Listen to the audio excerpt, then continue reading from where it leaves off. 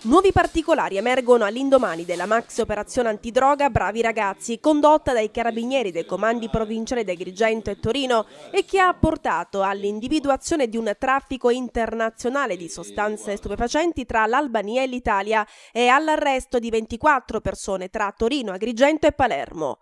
Il nome dell'operazione dei carabinieri Bravi Ragazzi trae origine dal gruppo di tifosi organizzati della Juventus, il cui capo è Andrea Puntorno, 37enne agrigentino, trasferitosi nella città piemontese.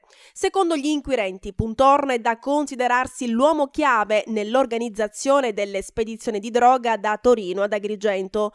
Il 37enne nel 2007 era già stato arrestato per spaccio di droga. Adesso arriva questa nuova operazione, in manette anche il fratello di Andrea, Alessandro, che invece vive nella città dei Templi. Tra gli agrigentini arrestati ci sono anche i fratelli Enzo, Mario e Giuseppe Cacciatore che abitano a Villa Seta.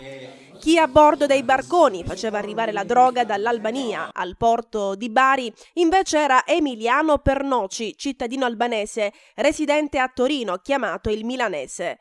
Un ruolo determinante nelle indagini condotte dai carabinieri della compagnia di Agrigento lo hanno avuto le piazze di Agrigento e Favara. I militari, grazie alle intercettazioni telefoniche di chiamate eseguite scrupolosamente da cabine pubbliche di San Leone, Agrigento e Favara, e seguendo alcuni assuntori, tassello dopo tassello sono riusciti a risalire al complicato puzzle che celava il traffico internazionale di considerevoli quantitativi di droga. Tra le sostanze giunte in Sicilia dall'Albania anche i circa 20 kg di hashish e il mezzo chilo di cocaina sequestrati nell'ottobre dello scorso anno a Favara. Nel corso della conferenza stampa sull'operazione Bravi Ragazzi, il colonnello Andrea Azzolini, comandante del reparto operativo di Agrigento, ha parlato anche della professionalità dei trafficanti che pretendevano dagli albanesi merce di prima scelta.